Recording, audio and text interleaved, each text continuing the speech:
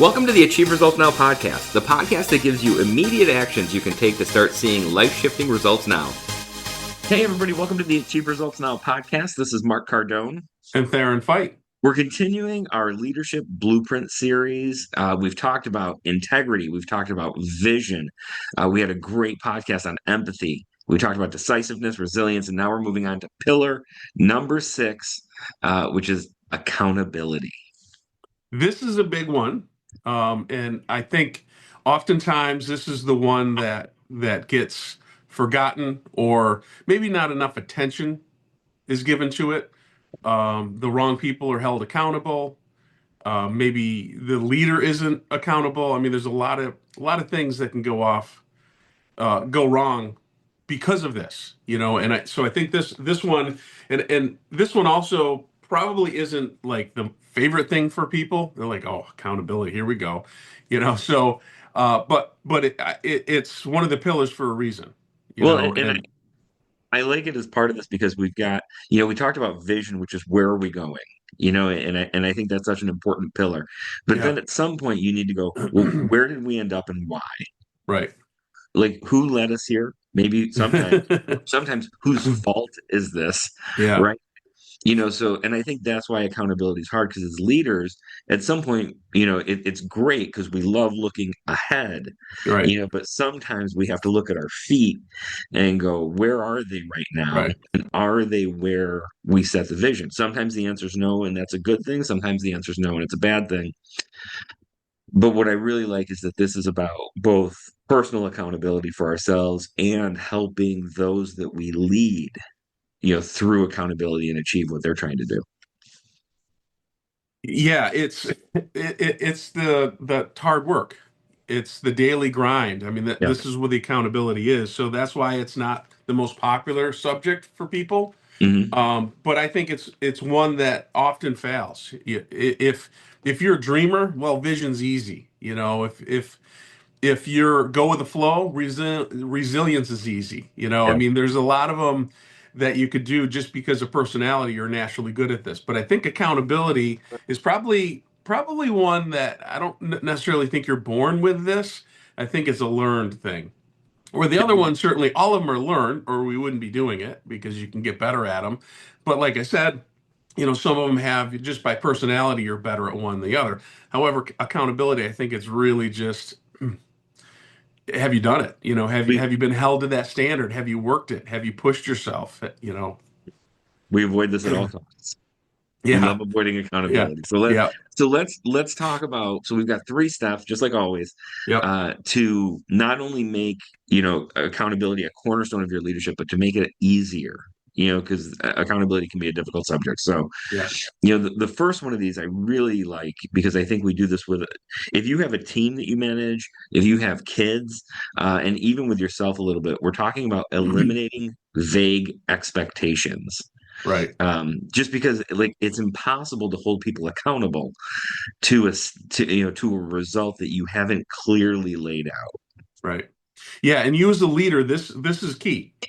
It oftentimes it's your fault. I mean, ultimately, it's all your fault. If you're a good leader, you're going to put Mhm. yourself in that position. But in the true sense, if the people you're leading, and like you said, whether it's family or it's in a business, your employees, you have to lay out the expectations, and they have to be specific.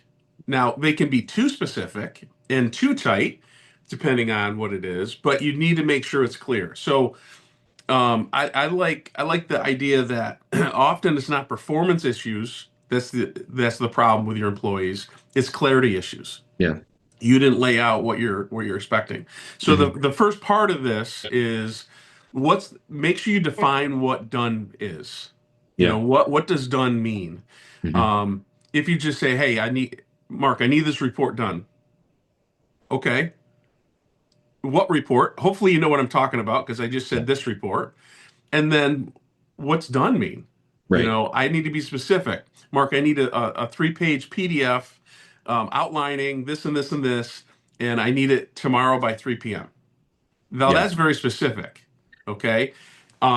That's clarity. Now, do you need to always be that clear? Well, no, depending on what it is. But oftentimes, we're so vague in it, and we're not defining what I mean by done and what you mean by done could be two different things, could be really far apart. And so it's important that you clarify that from the start.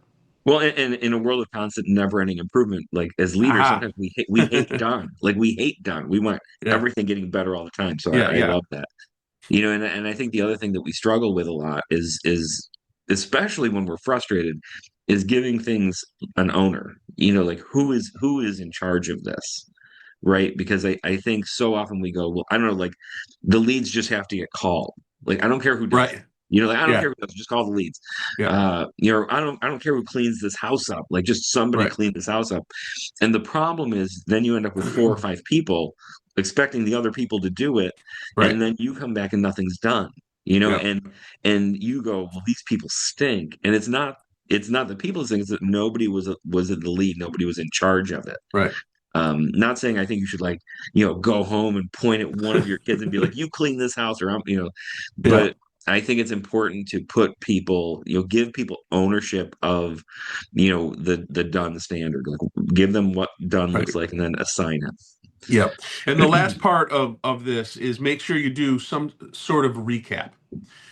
In a meeting, this is vital, especially if you have hopefully your meeting isn't just an information meeting. Sometimes they are, but it's information tied into specific actions. And if, let's say, you have a meeting of five with five other people, at the end of the meeting, hey, listen, let's review what you need to do. So, Mark, what are your top threes to do this week? All right, Sarah, what are your top threes? And you just kind of go through and you do it quickly. And if they can do it in a concise manner and tell you back, you did a good meeting, you communicated well, they took notes, they're sharp. But if they're like, I'm not sure, then you're going to have issues. Now, doing this on a personal level, you can certainly do that with your kids. As they get older, you don't want to treat them like little kids when they're a teenager. You need to start treating them like adults. But you can do some version of this also. Just a little recap. And what I found by doing that makes a huge difference in the results. And people miss things. When Yeah. you're talking to somebody, you're in meetings, things are missed. You said it, you remember it, you have notes but they didn't take good notes, or they were thinking of something else, and that happens quite often. So this recap can really help make sure things are done after the meeting. Well, somebody told me a long time ago the hardest part of communication is when two people talk to each other and both people think they communicated clearly, but neither one understands what they're going to do. Right. So, and I think if you want to be a better communicator, one of the best things you can do at the end of, I mean, Joyce and I do this all the time when we start to plan our day is we go, okay, just to make sure like I understand what I'm supposed to do. Like Yeah. I'm doing this and this, and then you're doing this and this, right? Yeah. And then it's, we're both happier because at the end of the day, most of the things get done, right? Yeah. But building off of that, I think the second step in this is about feedback, and I think it's about frequent feedback. It's about building a high frequency loop of feedback. One of the hardest things I know in the workplace that I've dealt with in my life is like annual reviews. And the problem with an annual review is if somebody set direction for you in January and then they don't check in with you until December, if you've been messing up for 12 months, Right. like that's a lot of messing up. Yep. And hopefully they catch it in the middle, but I think it's important to have frequent check-ins. Right, for sure, for sure. Now, this next one is a wins and lessons huddle. Now, this is good because you're doing two things. You're talking about, okay, this is what we won with. This is where things went well, and then what lessons did we learn from it? So you Yeah. have a category of praise and a category of improvement or correction. And sometimes it's not necessarily correction, it's just you need to get to it more. You need to put more focus on it. Or maybe it just needs more time. So it's not necessarily a negative thing, but it is something you need to put more focus in. But by doing those little huddles, and especially if you're working on a business, I think a daily huddle. And depending on how busy you are, maybe it's a couple different huddles throughout the day. Maybe it's two or three. Um, for home, I mean, you described a little bit of home and your business because you work with your wife. And let me make sure I have what we're doing today. You're going in this direction, I'm going in that direction, and then you check in at lunch. You know, maybe have lunch Right. together, and you enjoy lunch, but also there's a little bit of a huddle in there, 2 or 3 minutes to this is the direction I'm going in. This is what I did, and this is what I need to still do. You know, that way things aren't being done twice. You know, you both aren't doing the same thing, and then you're wasting time, or you're not. "Hey, oh, I thought you're doing it. No, I thought you're doing it," and that can happen as well. And that's where that huddle helps. Yeah, and giving people, when you're talking about leadership, so much of it is making people feel like part of something. Right. Because nobody just wants to be on their own doing things. And I think having conversations with people that show how their, success or lack thereof impact the rest of the moving parts, Right. impact the rest of the team. And I think there's different ways to do this. I think a great way to do it is ahead of time show them why they're the important cog, right? Like you doing this and getting this done, successfully in this time frame is going to help the other people, kick off into their parts. And then the whole, clock is ticking in the right direction. And then if you still run into issues with people not performing, you say, look, your lack of doing this is stopping the clock. Right. Like we can't, we need you to do this because it's important for the team to move forward.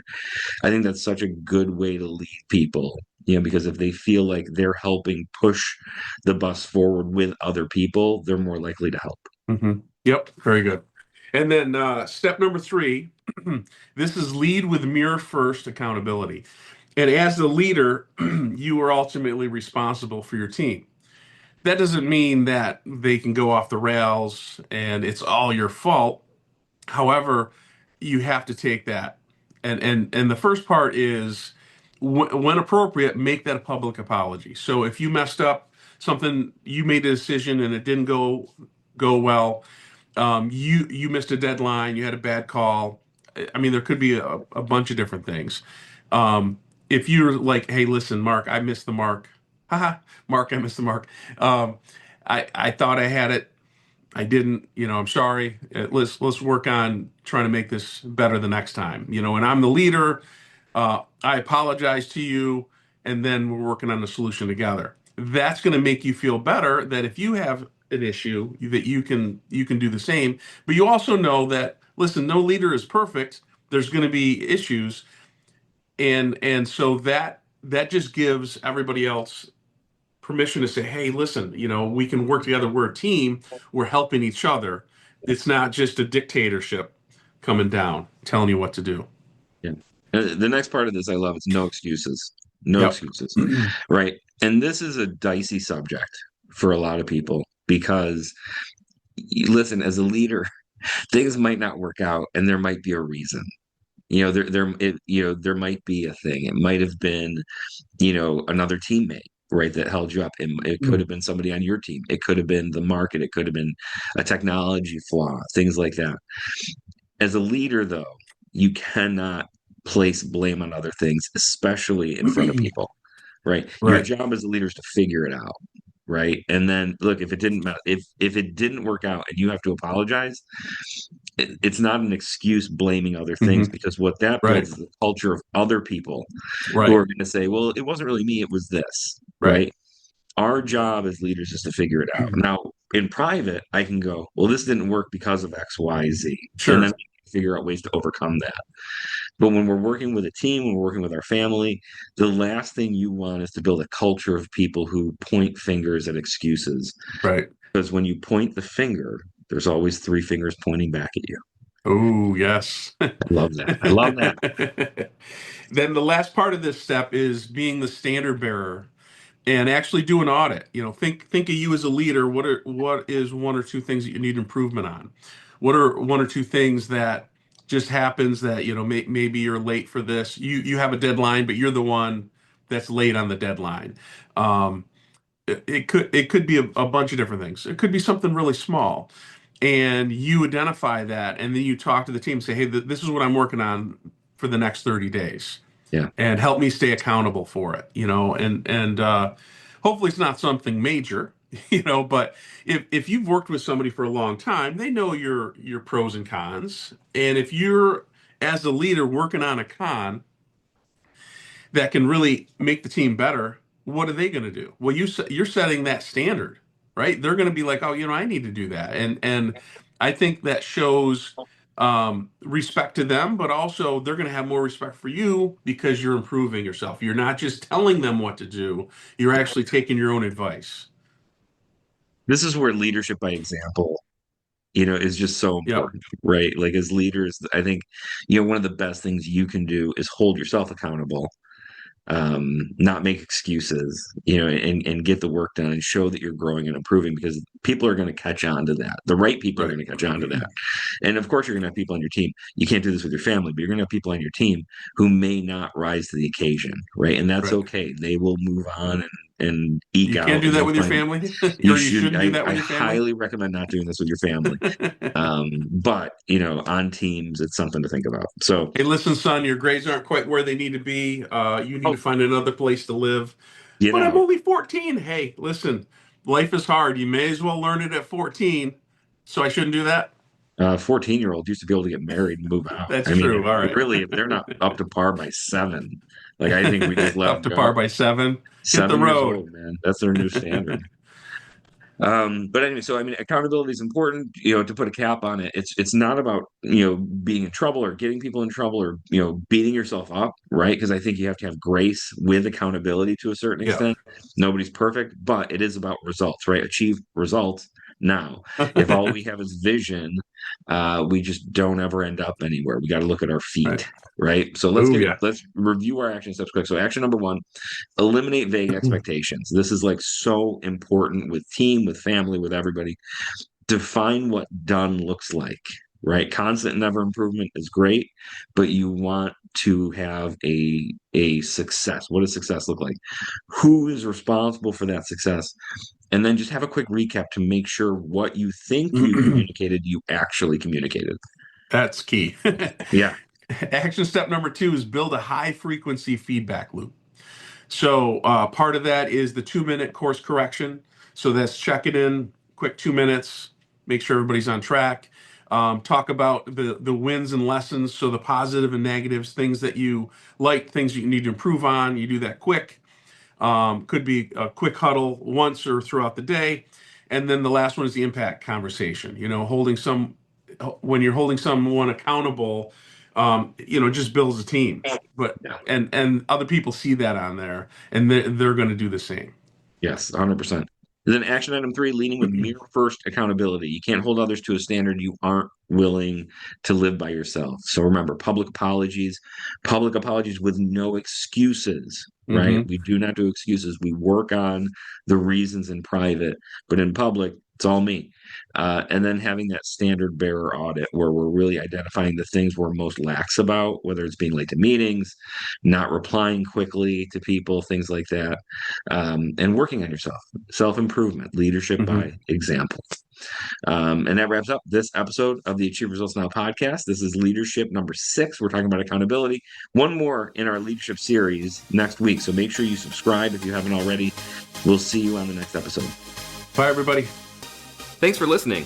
Hop over to our website at www.achieveresultsnow.com to get your free copy of our book, Ignite Results, 4 specific daily actions to help you achieve results now. You can find us on Facebook at facebook.com/Achieve Results Now. Thanks for listening, commenting, and subscribing. Now get out there and achieve results now.